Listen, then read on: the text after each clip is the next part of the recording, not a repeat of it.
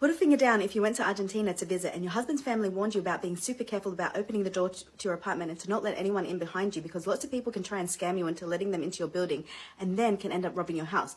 And everyone that lives in your complex needs to have their own key. So then one day you go outside your apartment complex to retrieve a package, and after you get the package and have the door half closed, you feel someone push the door open. Then you get scared and push the door closed, and there is a teenage girl that you've never ever seen before pushing the door open saying she lives there. You push the door closed on her and tell her sorry in Spanish, and she says some other things which you don't really understand because you're still learning.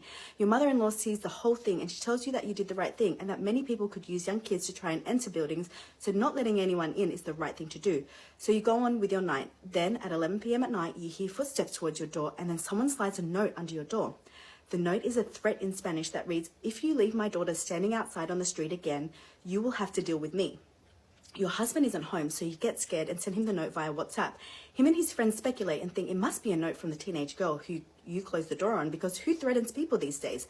And the note is written on a school book page and literally looks like a child wrote it. The next day, your husband goes over to the neighbour's house because he is sure that the threat was from the young girl. He knocks on the neighbour's door and the father of the young girl comes out all heated, yelling at your husband. Your husband is in disbelief that this man is blaming him for his daughter being left outside when he should have been home to open her, or better yet, she should have her own keys. The argument continues and your husband and the neighbour are in disagreement. The neighbour walks off and the wife comes out to talk to your husband. Your husband explains that me, his wife, didn't know the daughter and didn't know that she lived here and that I don't speak much Spanish. We said sorry that she was left outside, but to not get it twisted, because you are the parents and no one but you is responsible for your kids.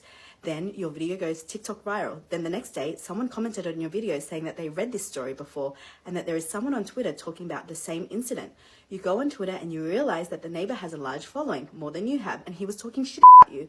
People in Argentina put two and two together and connect the stories, and you never thought that your video would reach the neighbor, let alone over 250,000 people. The majority of people in your comments are on your side, stating you did the right thing, but then all of the neighbor's followers on Twitter talk shit about you.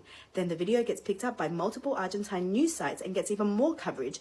You end up getting stuck in Argentina, so you live 6 months in an apartment next to the neighbor who hates you and awkwardly ignores you in the hallways for the rest of the time that you're in Argentina.